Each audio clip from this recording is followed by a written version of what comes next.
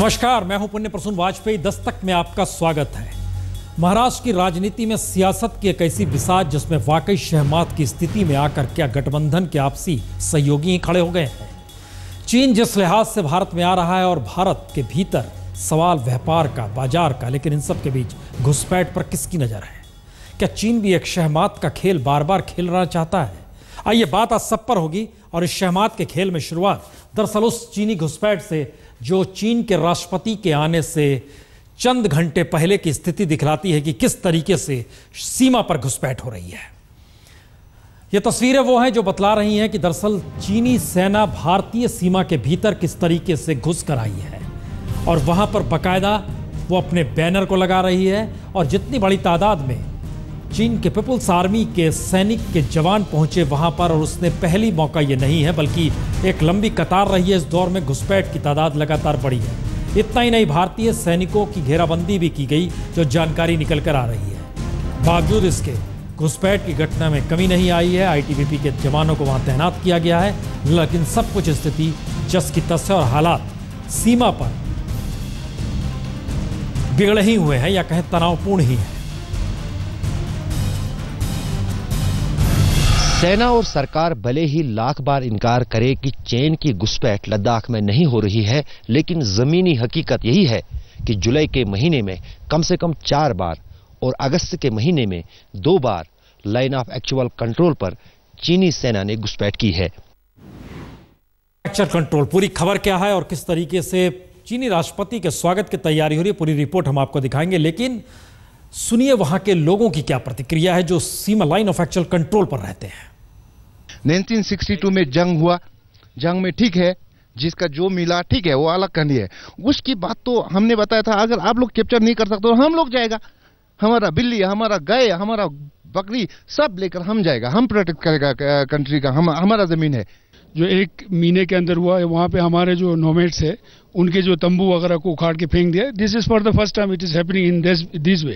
And the अभी जो आपका जो एनडीए गवर्नमेंट है, मोदी का सरकार है, उसने एक स्टेप नहीं लिया है, जो फेल हो गया है डिप्लोमेटिक तरीके से।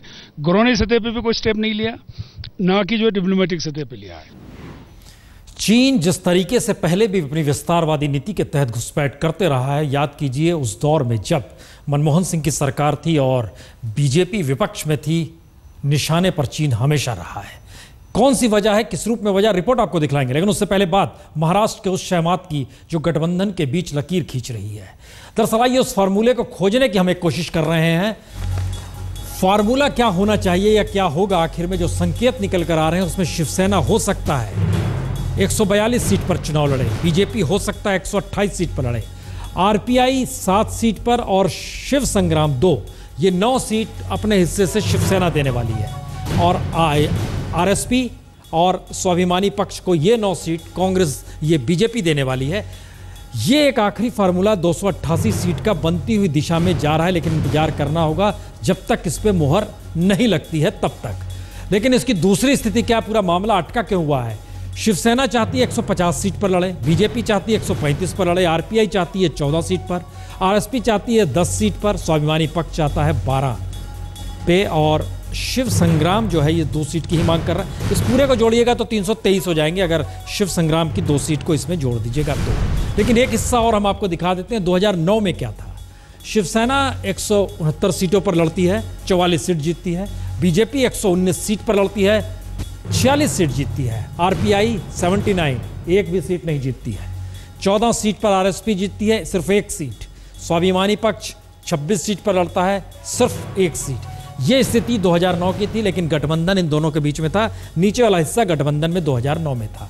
यह एक पूरी स्थिति निकलकर कैसे आएगी, किस रूप में आएगी? संकट सिर्फ बीजेपी शिवसेना का नहीं है बल्कि कांग्रेस और एनसीपी का भी है। तो इस बिसात में शहमात के खेल में समूची महाराष्ट्र की सियासत कैसे फंसी है, रिपोर्ट देखिए। 2014 के लोकसभा चुनाव की छांव में यानी मोदी की जीत के बाद महाराष्ट्र में भी माना यही जा रहा है कि शिवसेना बीजेपी की सरकार बन जाएगी और बीते 15 बरस की कांग्रेस एनसीपी की सरकार चली जाएगी।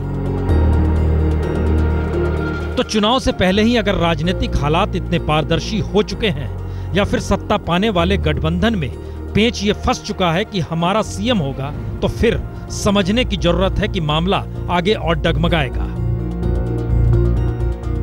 और वहीं दूसरी तरफ सत्ता गंवाने के बाद हथेली खाली ना रहे ये एनसीपी तो जरूर सोचेगी, क्योंकि जैसे सीटों से लेकर सीएम तक पर अड़ी शिवसेना की पहचान महाराष्ट्र से बाहर है ही नहीं, वैसे ही एनसीपी की पहचान पकड़ महाराष्ट्र से बाहर नहीं है। और अपने जन्म से ही एनसीपी ने सत्ता देखी है, सत्ता भोगी है। तो फिर 2014 के सियासी तिकड़म के पीछे एनसीपी का खेल जाती हुई सत्ता का समूचा ठीकरा कांग्रेस के मत्थे मड़कर खुद के कद को बढ़ाना होगा या फिर एक नए तालमेल की दिशा में बढ़ जाना होगा। सस्पेंस ये भी है। लेकिन सियासत के इस खेल में शिवसेना और एनसीपी के सामने ही अस्तित्व का संकट भी है। शिवसेना महाराष्ट्र में बीजेपी के पीछे खड़ी हो नहीं सकती और एनसीपी का अस्तित्व ही सत्ता के बगैर खत्म हो जाएगा। तो दोनों करेंगे क्या? शिवसेना हर हाल में बीजेपी को खुद से कम सीटों पर लड़ता हुआ देखना चाहेगी। कांग्रेस कमजोर है, इसलिए एनसीपी उसे कितना झुकाएगी और कांग्रेस कितना झुकेगी, यह सिर्फ राजनीति की बिसात पर ही तय होना है। लेकिन बीजेपी तो मजबूत है और बीजेपी सब कुछ महाराष्ट्र में भी समेटना चाहती है, क्योंकि उसके पास आज मोदी का चमत्कार नामक शब्द है। और लोकसभा चुनाव की तर्ज पर बीजेपी मान चुकी है कि चुनावी जीत तो मोदी मंत्र के चमत्कार से ही महाराष्ट्र में मिलनी है। तो फिर शिवसेना के बराबर उसे सीट क्यों नहीं मिलनी चाहिए और सीएम उसका क्यों नहीं होना चाहिए? जाहिर है गठबंधन का पेंच यहां ढीला होता चला जा रहा है और इसे कसने की कवायद कोई नहीं कर रहा, क्योंकि पहली बार सीएम होगा किसका यह चुनाव से पहले निर्णय पर आ टिका है। शिवसेना ज्यादा सीटों पर लड़ेगी तो ज्यादा विधायक उसके होंगे। बीजेपी बराबर सीटों पर भी लड़ेगी तो जीत का प्रतिशत इससे पहले के चुनाव को लेकर बताता है, तब ज्यादा विधायक बीजेपी के होंगे। यानी शिवसेना के लिए सीएम सिर्फ एक सुंदर सपना बनकर रह जाएगा। टकराव यहीं पर है और उलझन यहीं पर है। इसीलिए कोई फार्मूला यहां काम कर नहीं रहा, क्योंकि पहली बार शिवसेना के नायक ठाकरे परिवार से निकले उद्धव कह रहे हैं कि वह सीएम बनने को तैयार है। याद कीजिए तो बाला साहब ठाकरे ने कभी नहीं कहा था कि वो गद्दी चाहते हैं, वो हमेशा रिमोट कंट्रोल से सरकार चलाते थे। लेकिन उद्धव ठाकरे जिम्मेदारी लेने को तैयार हैं। तब एक बड़ा सवाल ये आकर खड़ा हो गया है, क्या वाकई शिवसेना मान रही है कि उसके अस्तित्व पर कहीं ना कहीं संकट है? अगर वो खुलकर सामने ना आई तो यकीनन ये संकट है। और यही वजह है कि 1.5 दिन पहले मुंबई में आज तक पंचायत में जिस बात का जिक्र खुले तौर पर शिवसेना के अध्यक्ष उद्धव ठाकरे ने किया और जिस तरीके से किया, लोकसभा चुनाव के बाद पहली बार इतना तीखा निशाना तो विरोधियों ने भी नहीं लगाया था मोदी पर। चुनाव होते हैं, लहरों का जिक्र किया आपने। लहरें तो मुंबई को तो लहरों से कुछ ये नहीं, हम तो लहरें झेलते आए हैं, बड़ी बड़ी लहरें देखी है, समुंदर है हमारे आसपास, तो हमें कोई लहरों का कुछ खास बात ये नहीं है। पश्चिम बंगाल में लहर चली क्या? तमिलनाडु में लहर चली, नवीन पटनायक जी के यहाँ लहर चली, पंजाब में लहर चली, लेकिन महाराष्ट्र में चली। वजह मतलब हम उनके साथ हैं और बाकी जगह लहर नहीं चल रही है। महाराष्ट्र चली, यूपी में चली, तो वो भी एक है ना, साथी कौन है उसके ऊपर भी निर्भर करता है। लहर आनी चाहिए, नहीं आनी चाहिए। अगर हम बदनाम होते तो लहर यहां भी इतनी चलती। संकेत बहुत साफ है, महाराष्ट्र में अगर लहर चली तो उसके साथ गठबंधन की महत्ता को आपको समझना होगा। उद्धव ठाकरे इस बात का जिक्र यूं ही नहीं कर रहे हैं, बहुत कुछ दांव पर है, विरासत भी, सियासत भी। रिपोर्ट देखिए।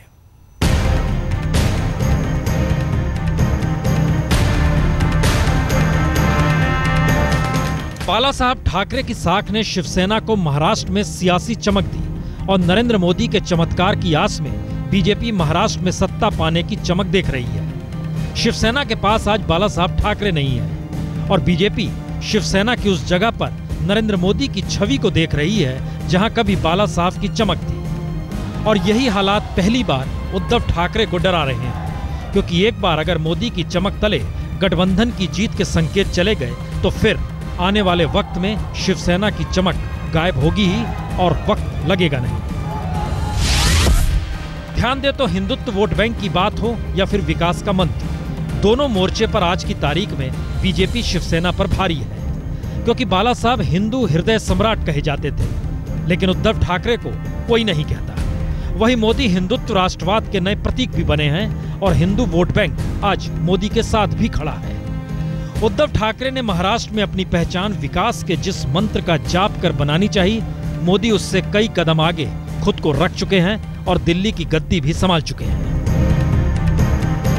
यानी उद्धव ठाकरे के सामने महाराष्ट्र चुनाव में सियासी साख और अपना कद बरकरार रखने की चुनौती कहीं ज्यादा बड़ी हो गई है। और इन सब के बीच बीजेपी यानी अमित शाह ऐसे फार्मूले पर शिवसेना को साथ रखना चाहते हैं जिससे मोदी चमत्कार की चमक शिवसेना के अस्तित्व के साथ नजर आने लगे और हर किसी को लगे कि महाराष्ट्र चुनाव बीजेपी लड़ रही है, शिवसेना सिर्फ सहयोगी है।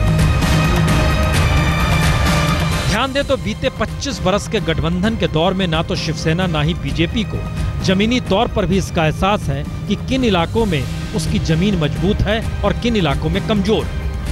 और शायद इसीलिए पहली बार बीजेपी को लगने लगा है कि उसकी जमीन दिल्ली की गद्दी संभालने के बाद मुंबई छोड़कर समूचे महाराष्ट्र में शिवसेना से ज्यादा मजबूत है, तो सीटें उसे ज्यादा मिलनी ही चाहिए। वहीं शिवसेना मानकर चल रही है कि इस बार सीटें दे दी तो फिर आने वाले वक्त में शिवसेना ही गायब हो जाएगी और यह ठाकरे परिवार बर्दाश्त कर नहीं सकता। तो यहाँ पर भी एक सस्पेंस है कि क्या आने वाले वक्त में कुछ और होगा।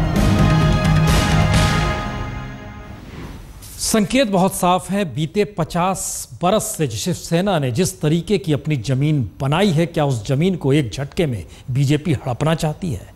ये सवाल इसलिए सामने उभर रहा है शिवसेना के, क्योंकि जो आंकड़े और जो गणित नजर आ रहा है उसमें दो चीज समझिए। 109 सीट कभी नहीं बदली बीजेपी ने और शिवसेना ने 138 सीट कभी नहीं बदली। ये हम 25 साल का खाका आपको बतला रहे हैं। इन सीटों पर हमेशा वो लड़ती रही, यानी दोनों को इसका एहसास ही नहीं है। बीजेपी नहीं जानती है कि उसकी मजबूती शिवसेना की 138 सीटों पर क्या है। शिवसेना नहीं जानती है 109 सीट पर उसकी स्थिति क्या है।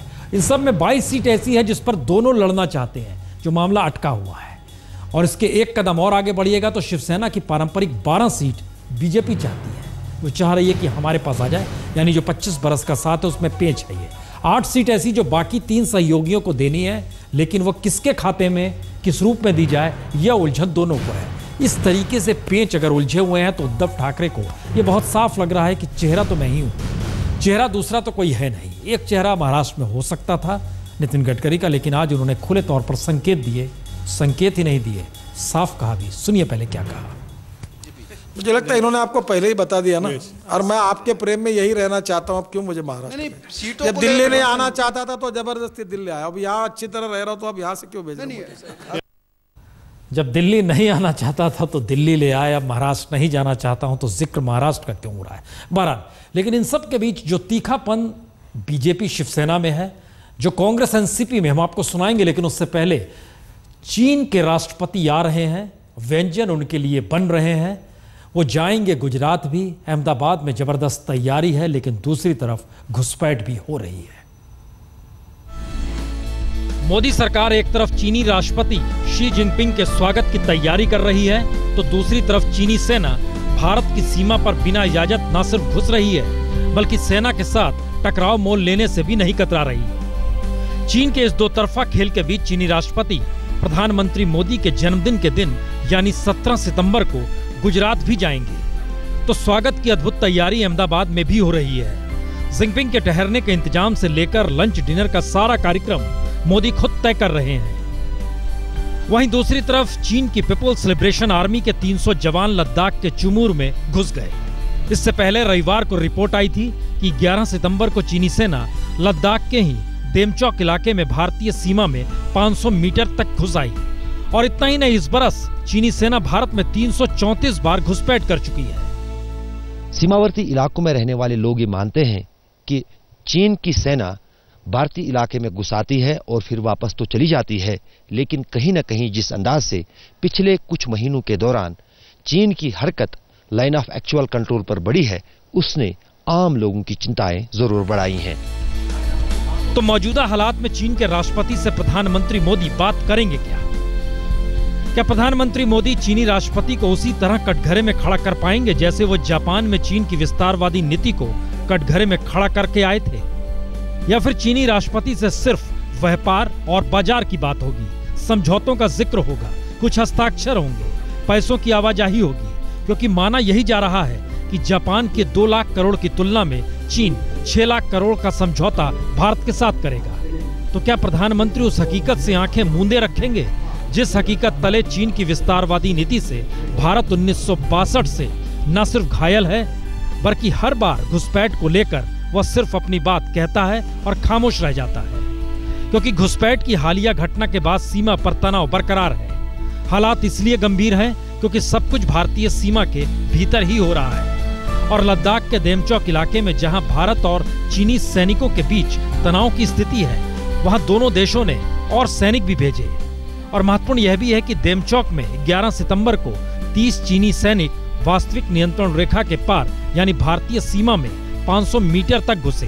तंबू भी गाड़ दिया गया और इस मामले की खबर मिलते ही आईटीबीपी के 70 जवानों को इलाके में तैनात भी किया गया। लेकिन चीन के राष्ट्रपति की यात्रा को लेकर मोदी सरकार का नजरिया बदला है, या कहें विकास के लिए पूंजी की मजबूरी में नजरिया बदलना पड़ा है। क्योंकि याद कीजिए, जब बीजेपी सत्ता में नहीं थी तब किस बात का जिक्र चीन को लेकर हो रहा था, लेकिन अब चीन के राष्ट्रपति आ रहे हैं तो बात घुसपैठ की नहीं, द्विपक्षीय समझौतों की हो रही है। और इन सब के बीच चीन के राष्ट्रपति राष्ट्रपिता महात्मा गांधी के साबरमती आश्रम भी जाएंगे। और दूसरी तरफ यानी उस पार शिवसेना और बीजेपी ये क्या कहते हैं? मागणी केलेली आहे, 135 जागा मागितल्या आहेत, त्याबाबतची आपली भूमिका काय? मी माझी भूमिका त्यांना सांगितलेली आहे की हे मला शक्य नाही। देखो 25 साल से युति चलती आ रही है और जब भी चुनाव आता है ऐसा क्षण आ ही जाता है कि लगता है कि इस पर या उस पर। हमारा जो प्रस्ताव है उसमें है कि मूल रूप से ऐसा प्रयास किया जाए जो छोटी और मजबूत हमारी सहयोगी पार्टियां हैं उनको कुछ सीटें देने के बाद जो सीटें बचती हैं वो सामान्य रूप से आधे हाथ बांटी जाए।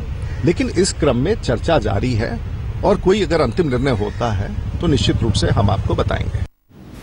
जिस लिहाज से ये बिसात पिच रही है और शहमात लग रहा है, इसका मतलब एक और है, आने वाले वक्त में अगर वाकई सब कुछ अनुकूल किसी के नहीं रहा तो संकेत गठबंधन के नए संकेत है शरद पवार और ठाकरे जी क्यों नहीं मिल सकते हैं महाराष्ट्र में। दस्तक में इतना ही फिलहाल छोटा सा ब्रेक के बाद बात कुछ और होगी।